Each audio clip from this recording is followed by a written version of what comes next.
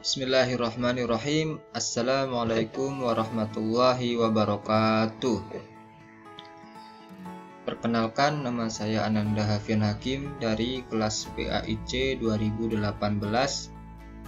akan mempresentasikan materi yang berjudul alat-alat untuk menganalisis manajemen pendidikan.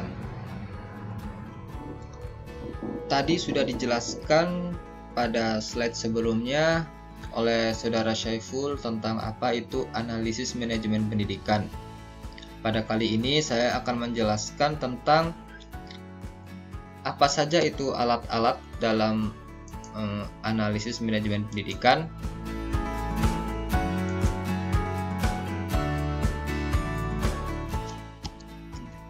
Nah, alat-alat analisis manajemen pendidikan, kami di sini membahas ada 6 macam alat.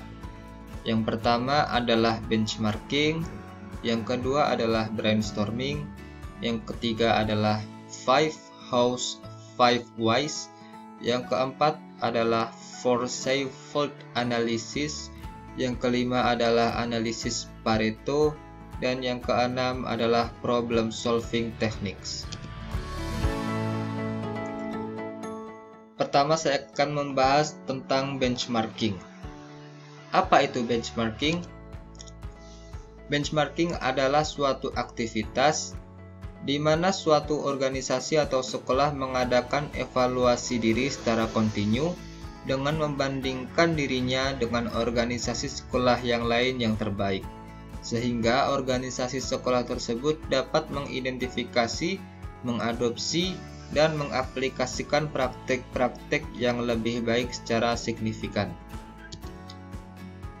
Selanjutnya, tujuan dari benchmarking sendiri adalah untuk menemukan kunci atau rahasia sukses dari lembaga pendidikan yang lain, lalu diadaptasi, diseleksi, dan diperbaiki untuk diterapkan pada lembaga pendidikan yang melaksanakan benchmarking tersebut.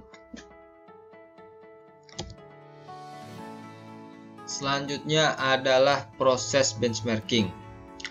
Proses benchmarking sendiri yang pertama adalah evaluasi.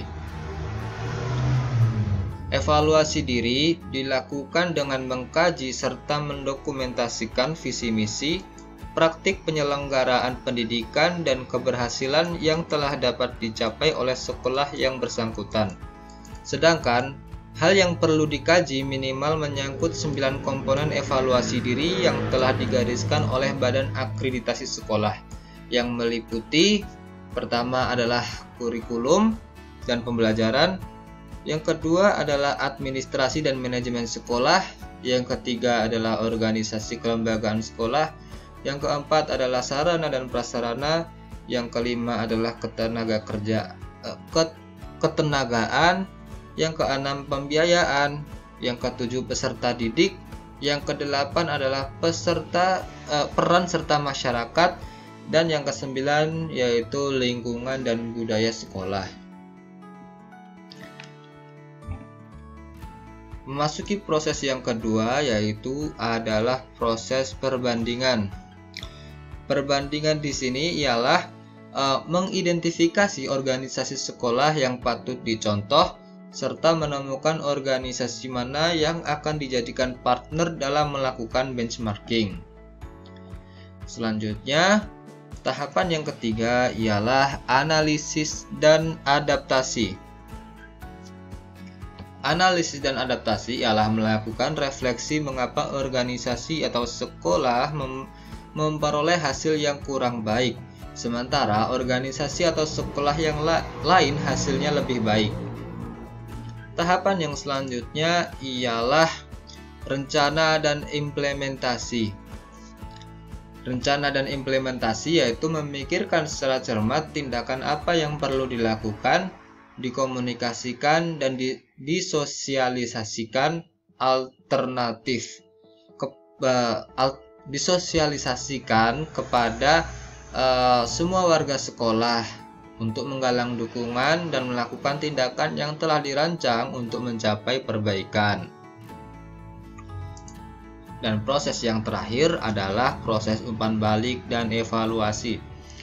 Umpan balik dan evaluasi ini yaitu mengamati dan menilai secara cermat apa yang telah dilakukan dan hasil yang telah dapat dicapai, seperti itu.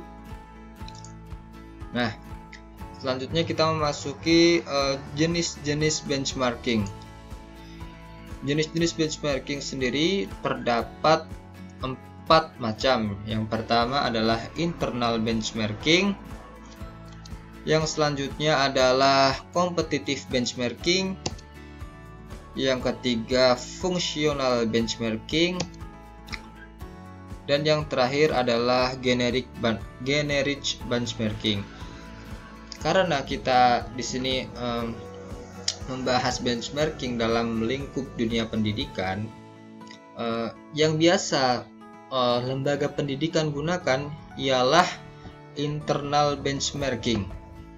Nah, kenapa seperti itu? Karena internal benchmarking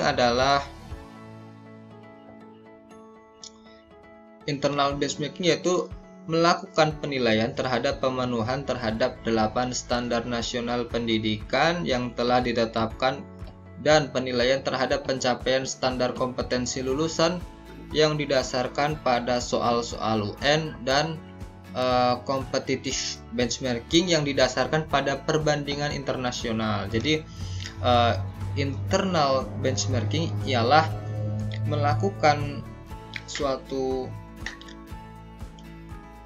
benchmarking terhadap dirinya sendiri. Jadi berdasarkan pada berpatokan pada dirinya sendiri, seperti soal-soal ujian nasional, standar kompetensi lulusannya seperti apa, seperti itu.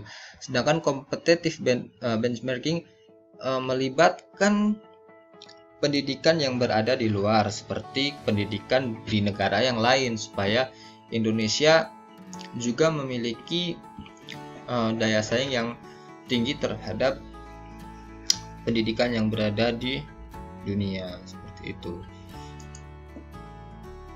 Nah, alat yang selanjutnya adalah brainstorming. Brainstorming sendiri diperkenalkan oleh Alex Osborne yang lahir pada tahun 1888 sampai 1966.